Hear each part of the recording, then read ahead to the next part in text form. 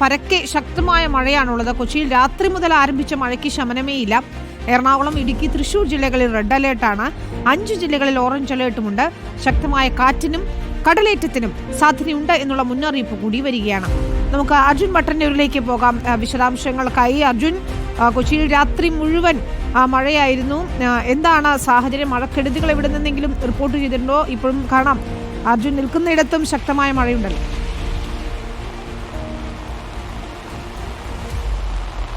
വിനീത, very good morning.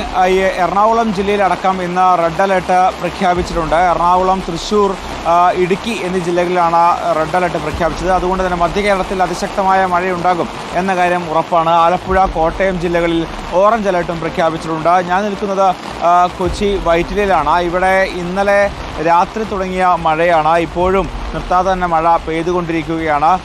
ഏതാണ്ട് 1.5 മണിക്കൂറോളമായി അതിശക്തമായ മഴ തന്നെയാണ് കൊച്ചി നഗരത്തിലടക്കം പെയ്തുകൊണ്ടിരിക്കുന്നത്. ഇതുവരെ അനിഷ്ട സംഭവങ്ങളൊന്നും തന്നെ റിപ്പോർട്ട് ചെയ്തിട്ടില്ല. എന്നാൽ മലയോര മേഖലയിൽ, പ്രത്യേകിച്ച് ഇടുക്കിയിലടക്കം മഴ കുറവാണ് എന്നാണ് ഈ ഘട്ടത്തിൽ മനസ്സിലാകുന്നത്. ഇന്നലെ അടക്കം മഴയുണ്ടായിരുന്നു. പക്ഷേ ഇന്ന് പുലർച്ചെയാകുമ്പോൾ ഇടുക്കി, അതോടൊപ്പം തന്നെ എറണാകുളം ജില്ലയുടെ മലയോര മേഖലയായ മൂവാറ്റുപുഴ, കോതമംഗലം തുടങ്ങിയ മേഖലകളിൽ രാവിലെ ശക്തമായ മഴയില്ല.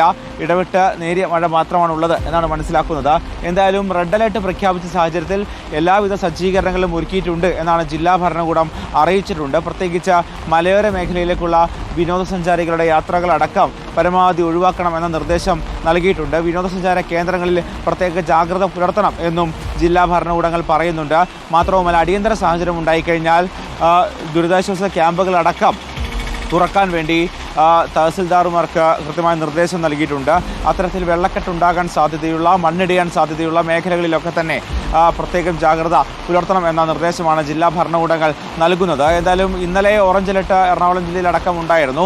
ഇടവിട്ട് മഴ പെയ്തിരുന്നു. പക്ഷേ പകൽ മഴ കാര്യമായി പെയ്തിരുന്നില്ല. പ്രത്യേകിച്ച് മഴയുടെ ശക്തി കുറയുകയും ചെയ്തിരുന്നു. പക്ഷേ ഇന്നലെ ഉച്ചയ്ക്ക് ശേഷമാണ് എറണാകുളത്തടക്കം റെഡ് അലർട്ട് പ്രഖ്യാപിച്ചത്. അത് രാത്രിയോടുകൂടി ശക്തമായ മഴ തന്നെയാണ് എറണാകുളത്ത് എല്ലാം തന്നെ പെയ്തത്. മാത്രവുമല്ല, കൊച്ചി നഗരത്തിൽ, പ്രത്യേകിച്ച് കൊച്ചി നഗരത്തിൻ്റെ ഭാഗങ്ങളിലൊക്കെ തന്നെ വെള്ളക്കെട്ടുണ്ടാകാൻ സാധ്യതയുള്ള പല കേന്ദ്രങ്ങളുമുണ്ട്.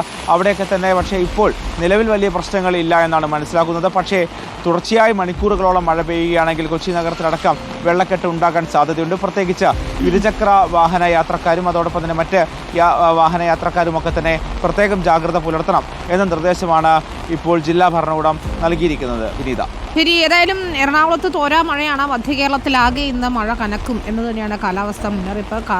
ശക്തമായ കാറ്റിന് സാധ്യതയുണ്ട്. കഴിഞ്ഞ തവണയും നമുക്കറിയാം കാറ്റ് ശക്തമായതോടുകൂടിയാണ് മഴക്കെടുതി രൂക്ഷമായത്. ഇടുക്കിയിൽ നിലവിൽ സ്ഥിതി ശാന്തമാണ്.